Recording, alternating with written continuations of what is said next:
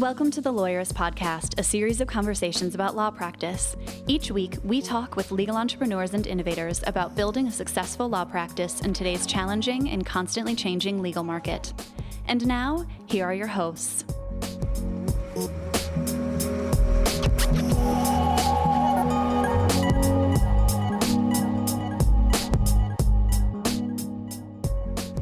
Hi, I'm Sam Glover. And I'm Stephanie Everett, and this is episode 245 of the Lawyerist Podcast, part of the Legal Talk Network. Today, we're talking with Geoff Woods about The One Thing, a tool for focusing your productivity. Today's podcast is brought to you by iProtech, SaneBox, Alert Communications, and Ross Intelligence. We wouldn't be able to do this podcast without their support, so stay tuned. We'll tell you more about them later on. Stephanie, congratulations on becoming our new president/integrator at Lawyerist. Thanks, Sam. What's up, boss? I know. It's awesome. Hey, Stephanie, what the hell is an integrator? Yeah, we should tell people what that means. So I think the best way to think about it is, obviously examples are really helpful for me, in that every great leadership team has two people, a visionary and an integrator. So for every Walt Disney, there was a Roy Disney, that person behind the scenes getting all the things done, right? You have the big idea person, and then you have the details person. So your visionary is your big ideas person, and then your integrator gets shit done. It's Steve Jobs and Tim Cook. Exactly. Although now Tim Cook is the Steve Jobs, and the metaphor's gotten confused. Yes. This comes from a book called Rocket Fuel, which is part of the sort of Traction EOS collection of systems and thinking about running a business, right? Yeah. And it made sense. I knew the concept like intuitively. And then when I read the book and we'd been using Traction, obviously, it was like, yes, this makes sense. And they even have an assessment in the Rocket Fuel book, if you're curious, that you can take and you can see. We didn't ask you to take the assessment before we offered you the job. That is so true. Did it come out okay? Yes, it was very in line with what I knew would be the case. I am, in fact, more naturally inclined to be an integrator than a visionary. And so some people are both. I think you and Aaron took it and found yourselves more. I don't remember how I came out. Aaron is unusual in the sense that he is sort of split between the two, although stronger on the visionary. I think that's the challenge, though, for solo practitioners, right, is you have to be both. And, as we've talked about time and again on the podcast and in lab and at LabCon and when we talk, one of the first things you have to decide for yourself is, should you be running your practice or working for it? Do you want to serve clients or do you want to run a business?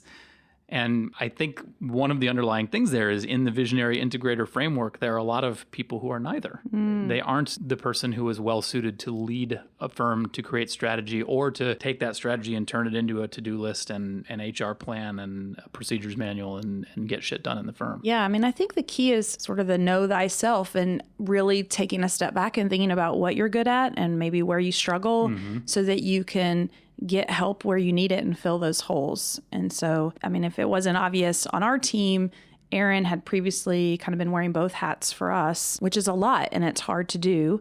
And so with our latest decision, you guys asked me and I said yes. And so now I'm stepping up and playing a new role on the team. I'm not leaving my community role. I still do all the things that I used to do and lead our lab program and insider program. But now internally for our team, I am in this new integrator role in helping really communications across all of our teams and holding all of our different teams accountable, which I'm excited for the challenge and the opportunity to do. And I do think it's really well suited with my skill set. So do we. Yeah. I mean, I think what our experience shows too is that even with somebody who scores very highly on both sides of that assessment, it turns out not to be very realistic to expect one person to wear both hats. It's hard. We were burning Aaron out. And I think if you are trying to wear both hats in your own firm and you're feeling that similarly, that's probably a part of why. Yeah. So if that's something that you're struggling with, it might be time to step back and think about, where do you naturally feel your talents are? Where can you get help? It doesn't have to mean that you hire a full-time person if that feels like too much for your firm right now. But I do think you would really benefit from understanding those different hats that you're wearing, when you're wearing them, and what pressures that puts on you, because you need to think, sometimes you need to think like a visionary. And what does that mean? Versus now it's time to actually manage and get things done and hold people accountable. Would you recommend Rocket Fuel for firm leaders? Maybe. Yeah. I mean, I think if you've read Traction, to be fair, Gino Wickman wrote both, and he had a co-author for Rocket Fuel, obviously.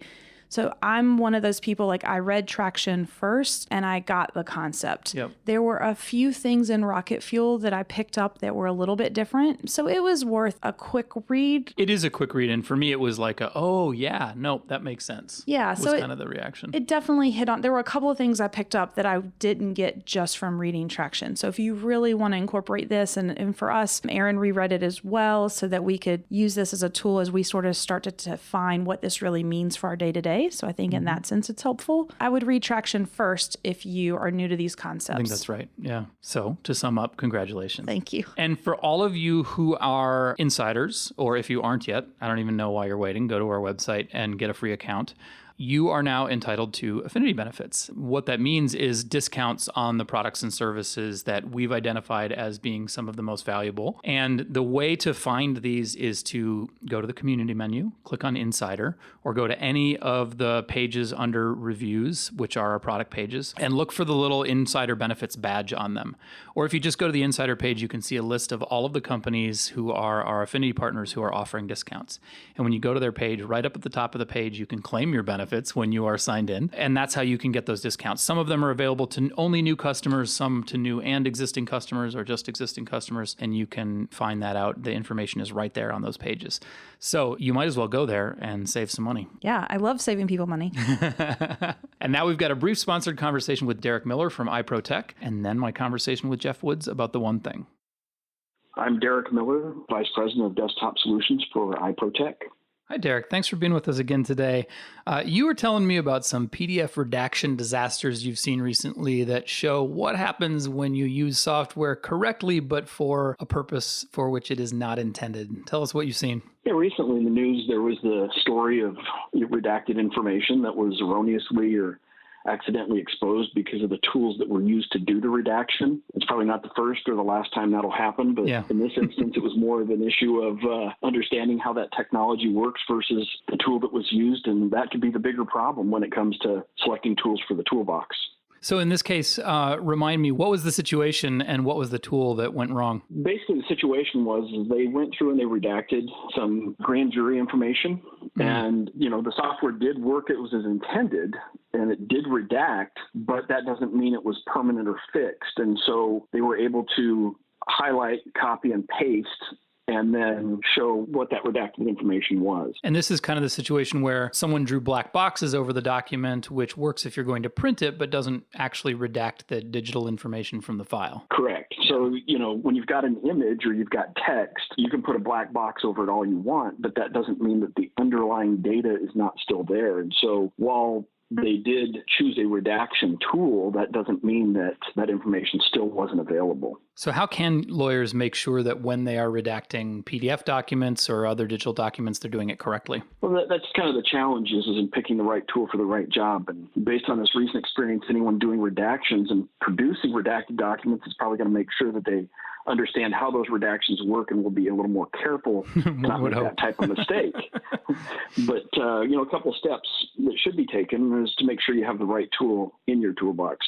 So use software that's specifically designed to redact and produce those redactions accurately and correctly. And then as part of the functionality of the software, you want to make sure that it does a couple of things like automatically re-OCR the document to remove any of the text under the redaction, run validations to ensure that the redactions are burned in and the text is correct, and then be able to create layered redactions so that multiple production sets can be sent to multiple parties. In addition to most of that functionality in the iPro for Enterprise or iPro for Desktop products, there's a feature called Production Shield that identifies those type of documents that need that added layer of review before they're produced. So it can help you keep from making mistakes. It's kind of like the email feature that reminds you that you meant to attach something. Exactly. It's right along those same lines of, did you mean to attach something because it thought so? It works in a very similar way where it kind of identifies those documents that, hey, you may want to check these just to make sure that the redaction is correct and that there's no underlying text or anything that would inadvertently get disclosed. That sounds pretty handy. Listeners, if you want to learn more about iProTech and how it can help your firm with e-discovery, including making sure that you don't forget to redact things that you meant to, visit iprotech.com/lawyerist. That's the letter I, protech.com/lawyerist. Thanks so much for being with us again today, Derek. Thank you.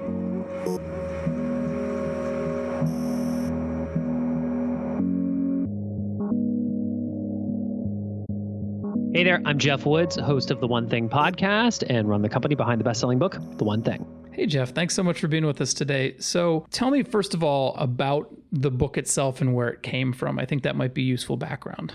Sure. The book was published in 2013.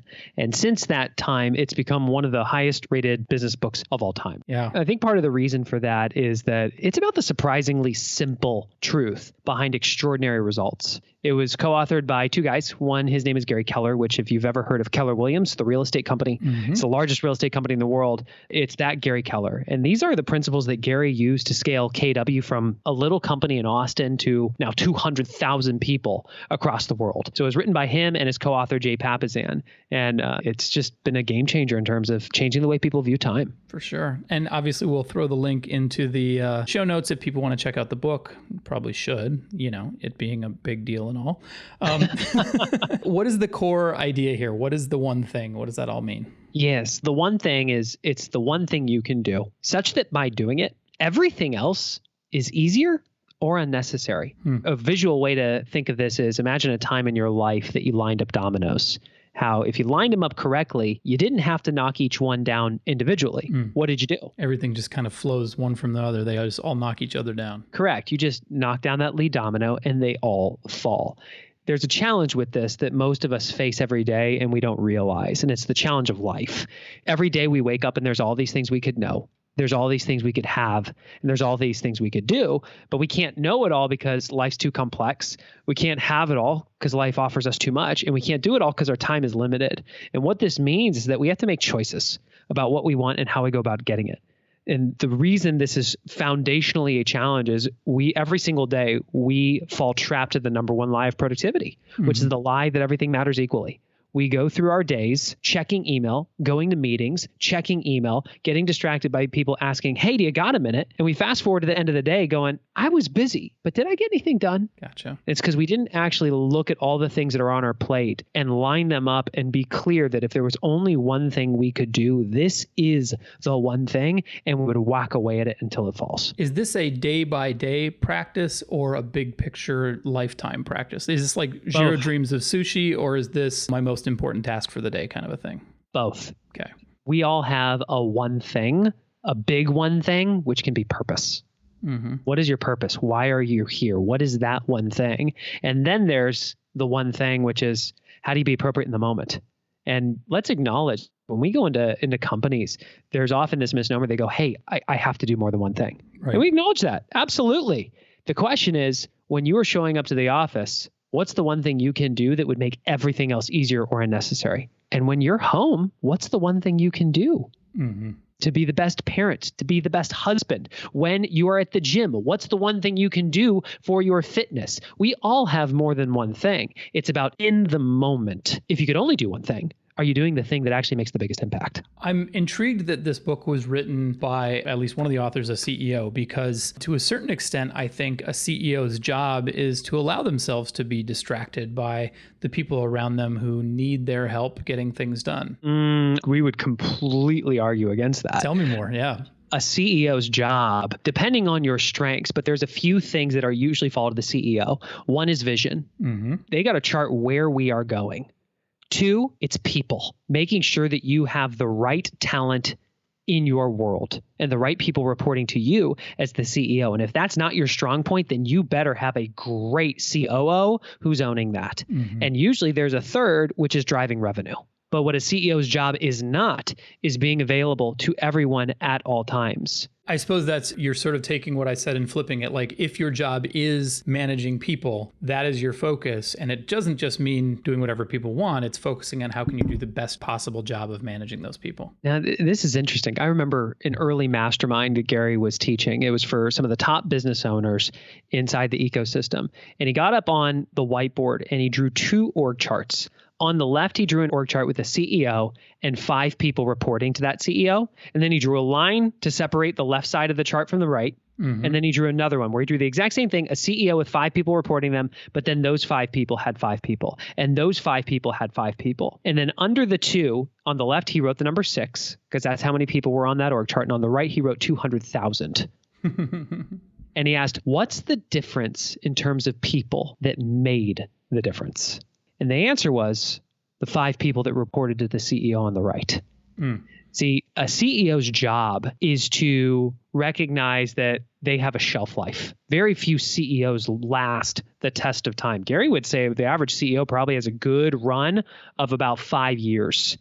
And the 5 people that are reporting to the CEO on the right are empire builders. They are people who are not only talent for their role today, but they have the capacity to replace the CEO. Because if you don't have that level of talent reporting to you, then you are shackled to your job. Gotcha. And that's one of the challenges we see with business owners, especially in the legal industry, is, hey, okay, you got your degree, you built up a practice, but do you ever find yourself struggling to scale the business while still dealing with administrative, while still generating billable hours, while it's just, you're tied to it? Yeah.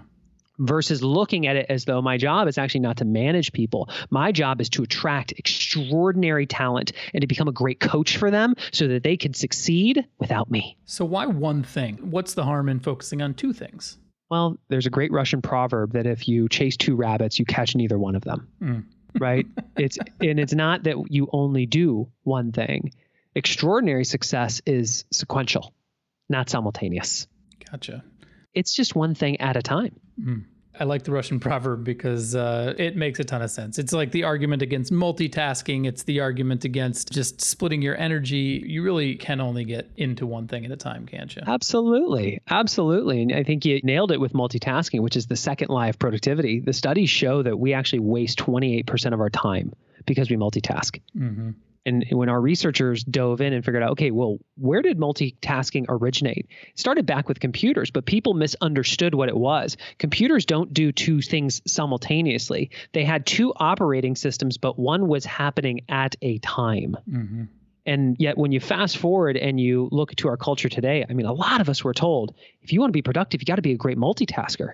It used to be something you'd put on a resume as a strength. And we can all think of that time that we were checking an email, and halfway through the email, the phone rang.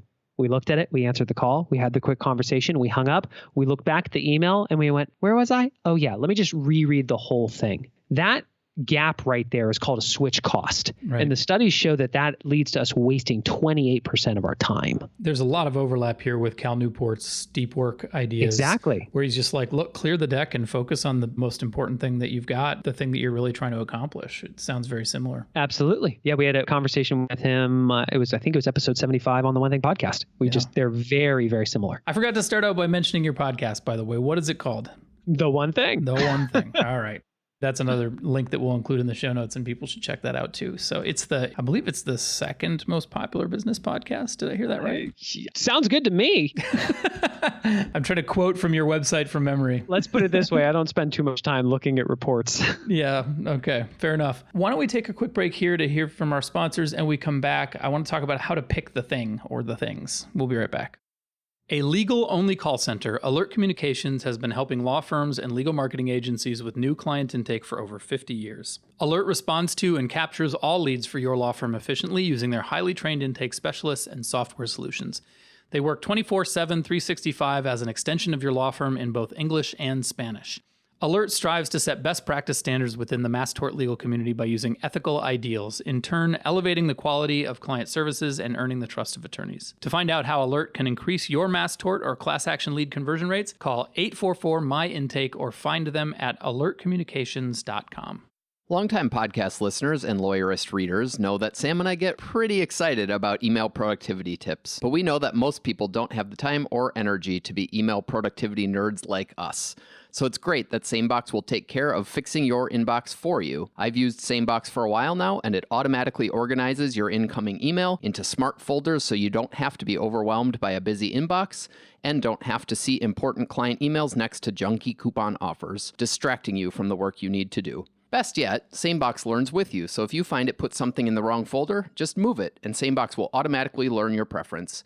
It also has nifty features like Sane Black Hole, where you can drag messages from annoying senders you never want to hear from again. It's so simple, you won't need to learn anything to use it. It just takes care of everything itself. SaneBox works directly with every single email server or service that has ever been created, so it will definitely work for you. Get a free 2-week trial and a $25 credit by visiting sanebox.com/lawyerist today. That's SANEBOX.com/lawyerist. With Ross Intelligence, lawyers conducting legal research leverage AI to get to the heart of legal issues fast. Ask a query in natural language on the Ross Legal Research platform, and Ross will return on-point case law. Attorney Jonathan Udoka says he's able to use Ross as though it were a first-year associate doing top-flight legal research. At $89 a month, Ross is not only fast and intuitive, it's also affordable. See what Ross can do. Go to rossintelligence.com/lawyerist today and get a 14-day free trial. Use the promo code lawyerist for 10% off your first-year subscription. Okay, Geoff, so we're back. So hopefully people are sympathetic to the idea of focusing on one thing at a time. How do you decide what is your thing? What is the thing to pick? It's such a great question. And I remember hearing Jay saying, if you don't know what your one thing is, what do you think your one thing is? And I remember going, to find out what my one thing is? He goes, exactly. Before we get into this, I want to acknowledge something. We had a guy named Keith Cunningham on the podcast recently. The episode was The Habit That Cost $100 Million to Learn and Why It Was Worth It. This guy literally lost $100 million, and out of it, he formed one habit that made it worth it all. And it was the habit of sitting down for time to think, to answer a really great question. And he said something profound. He said, smart people have great answers. Geniuses have great questions. We share this with you because your journey to living the surprisingly simple truth behind extraordinary results is founded in your ability to ask great questions and search for the answer. So part of identifying what your one thing is understanding that this is a journey. The focusing question of the book is, what's the one thing I can do, such that by doing it, everything else would be easier or unnecessary. Now let's break that down because it's really powerful if you understand it. It's what's the one thing, not the two things, not the three things, not everything. You only get to choose one. And it's one thing you can do. What we mean by that is imagine a 2-inch domino. It's so small that with the flick of a finger, it falls.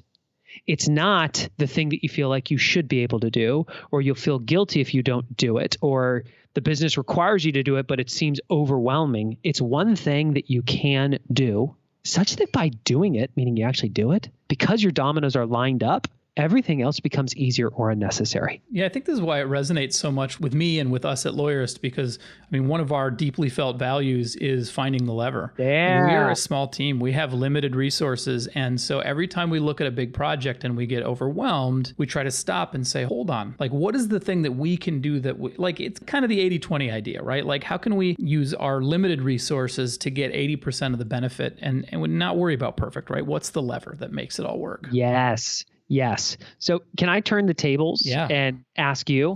What I want to do is I want to model what this looks like. Okay. When we go into companies, this is an exercise we will facilitate because it's less about you listening to this show and going, I know what my one thing is, and more about you knowing how to discover what your one thing is, so that you can do it for the rest of your life and then turn around and empower those in your world to do it as well. Well, I'm all nervous now, but go ahead. Yeah, this will be fun. Let me ask you, out of all the areas of your life, spirituality, physical health, your personal life, your relationships, your job, your business, your finances, if there was one that we wanted to focus on first, not to say that you can't improve in all the areas, but if there was one you really wanted to focus on first, which would it be? At the moment, for the last couple of weeks, my easy answer would be fitness. Okay, excellent. So we isolate an area, and I'm going to pull the curtain back and walk you through why I'm doing this. Mm-hmm.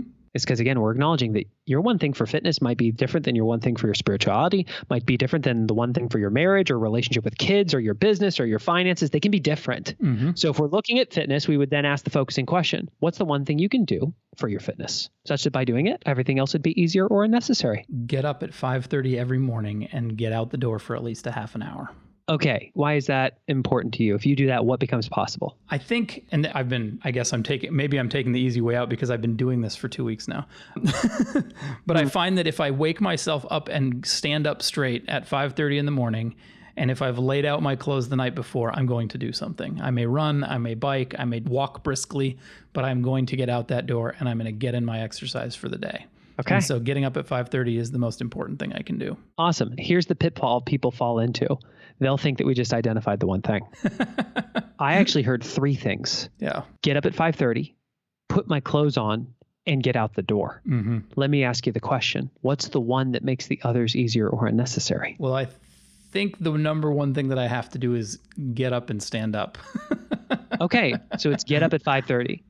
Yeah. Okay. Because you know that if you get up at 5:30, you're more likely to put on your clothes, the gym clothes. And if you put on the gym clothes, you're more likely to get outside the door. And if you get outside the door in your gym clothes, you're more likely to do something physically. Yeah, I think that's right. Okay. People here probably think, we just got it. 5:30. That's the lead domino. Although, like, that feels to me like a microcosm of this entire thing, which is like, people may be going, yeah, duh, focus. It's important. But just like starting a running habit, it's really simple, right? But it's really hard to execute on. When people think, I want to transform my health, I just need to get up earlier to wake up. And then we go, great, let's look at your track record. Do you have a track record of getting up by 5:30? A lot of people will say no. We say, then that's not the lead domino. What's the one thing you can do that would make getting up at 5:30 easier? You got to back it up until you can actually get in there. What would that be? Setting the alarm. Going to bed early enough. Okay. But see, and here's what we're doing here. One of the biggest challenges people have, we're really good at setting goals, getting clear on the results that we want in our life. That's really true, isn't it? Yep. Yeah. That's thinking big. What we're terrible at is going small. Identifying the lead domino that is so small that with the flick of a finger it falls, but because they're lined up, everything else falls too.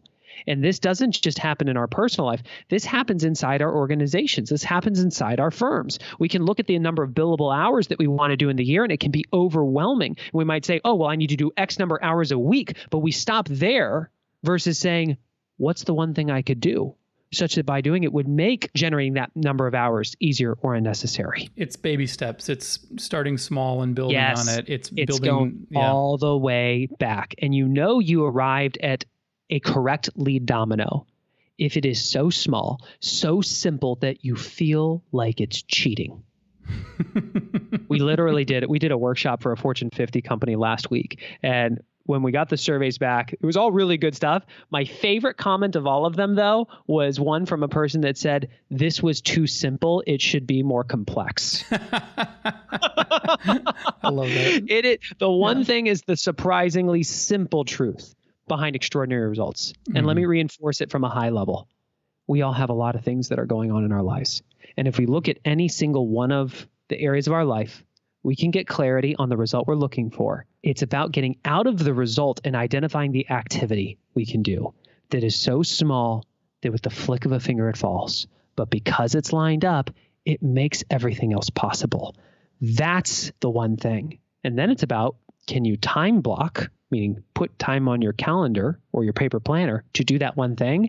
And can you protect that time block? That makes so much sense to me, but I think it's in the execution, people feel like, what I need to do is I need to get 8 hours of client work in, whether I'm billing by the hour or not, right? And that's great, but if you're currently only getting 3 hours a day in, setting your goal of 8 is totally unrealistic. Set it at 2. Make sure that you can get 2 in every day and then shoot for 2 hours and 10 minutes. Can I share a real world example of this? Please, yeah. My first 90 days of starting this company, which to give people an understanding, Gary's one thing is being chairman and CEO of Keller Williams. Jay's one thing is writing books. They needed somebody who could make turning the one thing into a company. That's my one thing. When I started this company with Gary and Jay, they shared a powerful quote with me that's from the book, which is, people do not decide their futures. They decide their habits. And their habits decide their futures. That's from F.M. Alexander. And they said, okay, it takes on average 66 days to form a habit. You need to go on what we call a 66-day challenge, which we've got this nice PDF where it's a calendar with 66 spots. You write your one thing in the top right corner, and every day you do your one thing. You put a big red X on it, because pretty soon it becomes less about doing the activity and more about not breaking the chain. It's personal accountability, which people can check that out at theonething.com. That's with the number 1 in the URL. Click on free stuff. It'll be there. I love that idea. Yeah. Oh, it totally works. I've even done it with my 5-year-old. That's a different story. Jay said, the fastest way to get out of business with us is to not live the book. And the book is about habits. So what's the first 66-day challenge you will go on? And I knew at my heart that for me to be the best business owner possible, for me to make sure that I didn't just move my family from Southern California to Austin for no reason, I needed to form a habit of priority. I needed to become the type of person who acted in order of priority, meaning I did what mattered most first. And so I asked the question, what's the one thing I can do that would make acting in order of priority easier or unnecessary? And the answer was, I'd first and foremost have to think in order of priority. Okay, well, what's the one thing I can do so that I would think in order of priority? Well, I would have to know what my priorities were every day. What's the one thing you can do to know your priorities every day? I could fill out a 411, which is a template we train companies to use so that every person has clarity on their priorities. And what's the one thing I could do that would make sure I would actually use my 411? I would check my 411 before I checked my email. Which seems like such a brainlessly easy thing. Yeah. And what I was really saying is I would check my priorities before I checked everyone else's. Mm-hmm.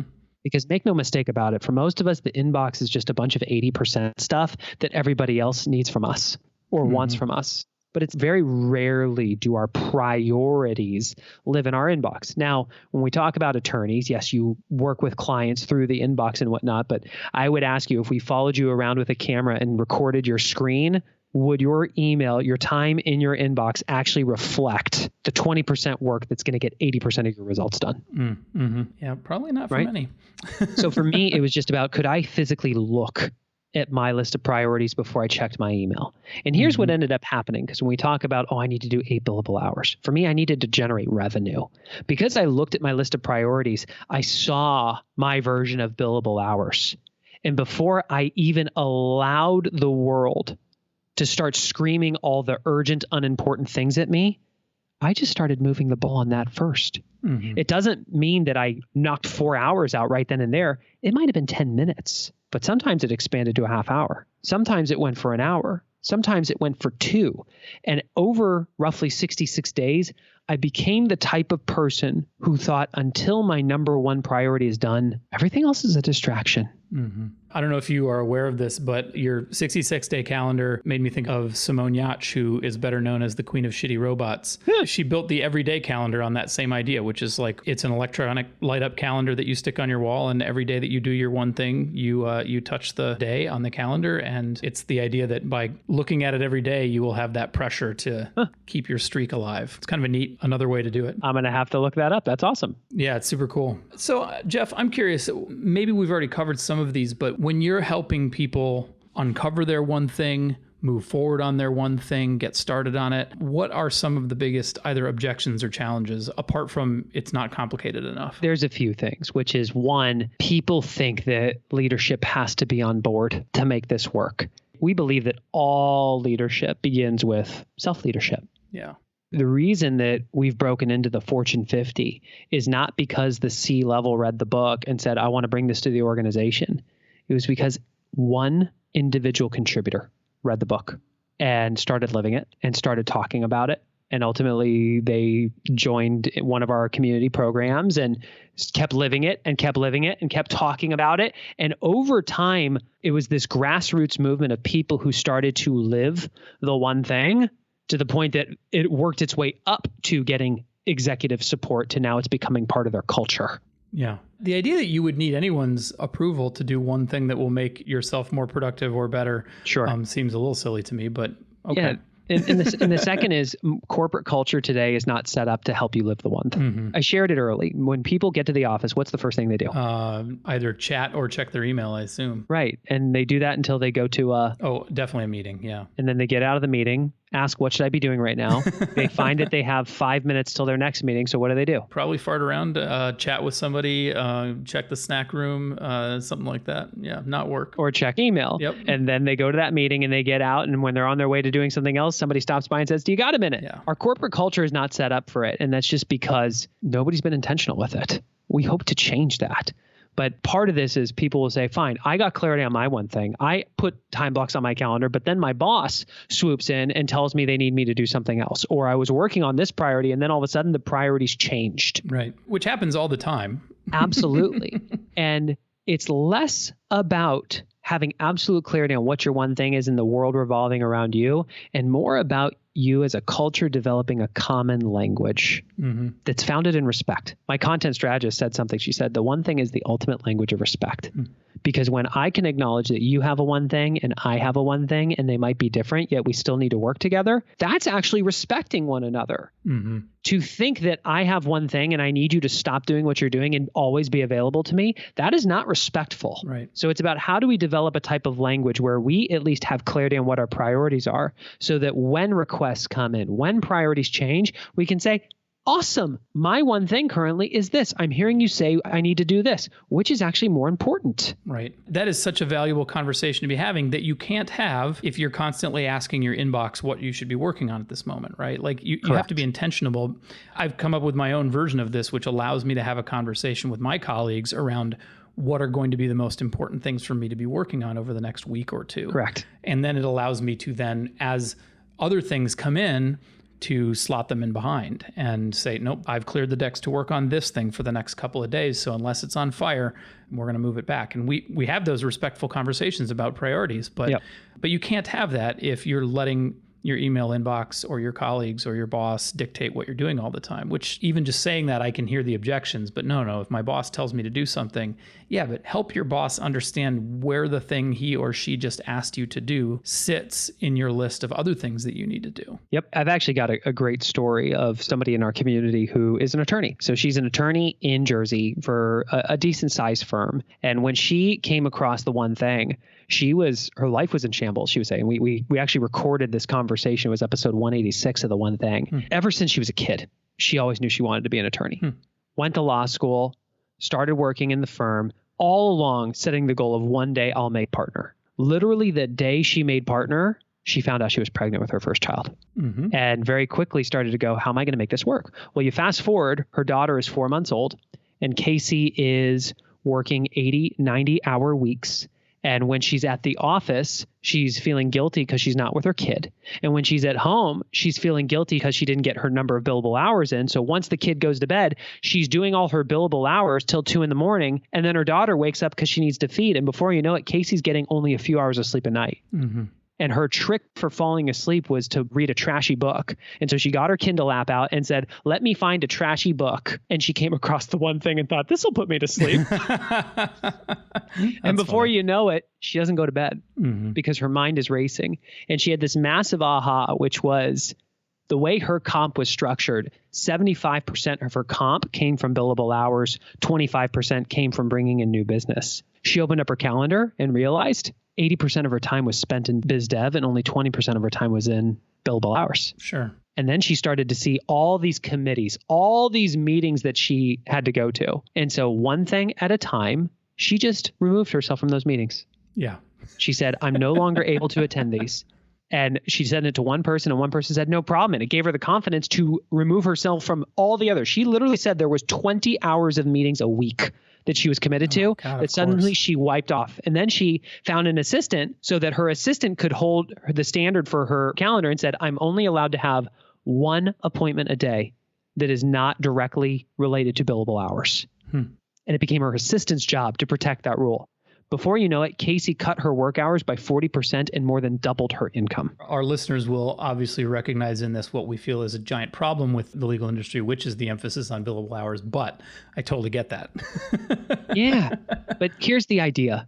Your time is yours. And whether you realize it or not, you are making a choice on if you are going to invest your time or spend your time. And there is a difference. Spending, it goes out with no return. Investment, you're making an investment and it comes back to you.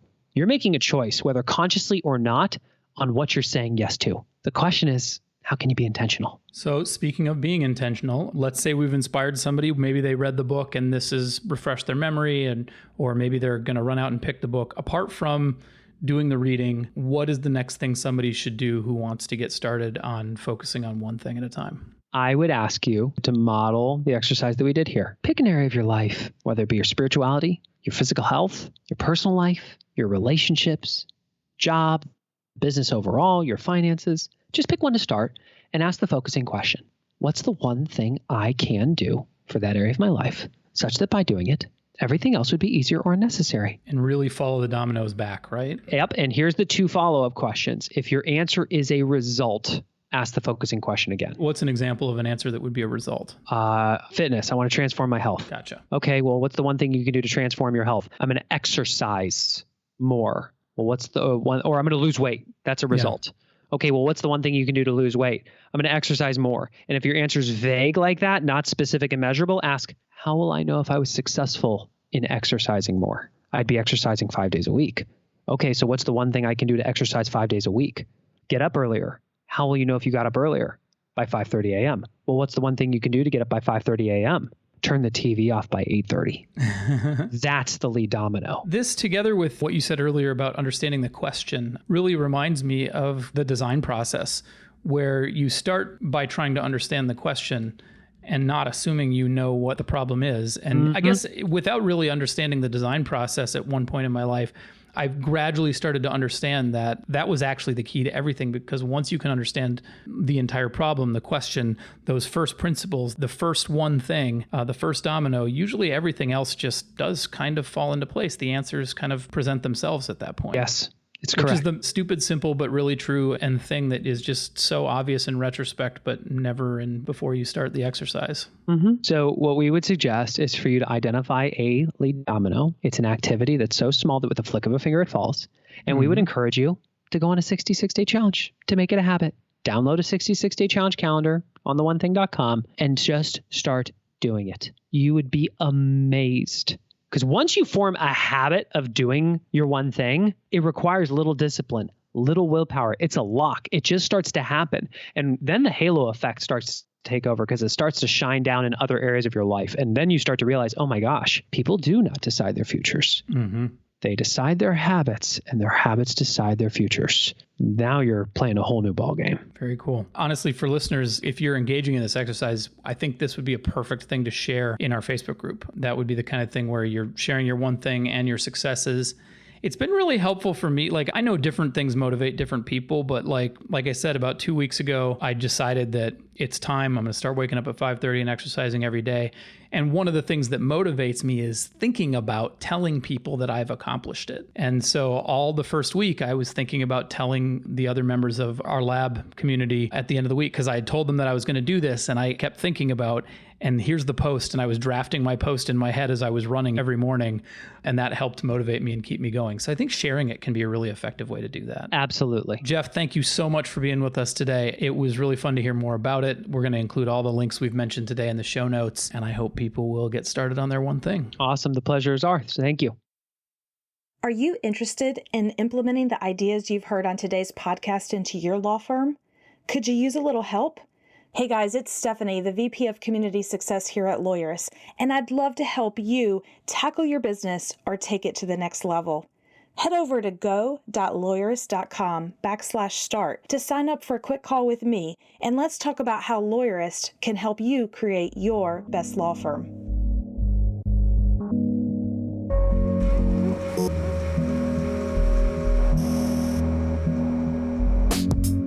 Make sure to catch next week's episode of the Lawyerist podcast by subscribing to the show in your favorite podcast app. And please leave a rating to help other people find our show. You can find the notes for today's episode on lawyerist.com/podcast. The Lawyerist podcast is produced with help from Lindsay Calhoun and edited by Paul Fisher. The views expressed by the participants are their own and are not endorsed by Legal Talk Network. Nothing said in this podcast is legal advice for you.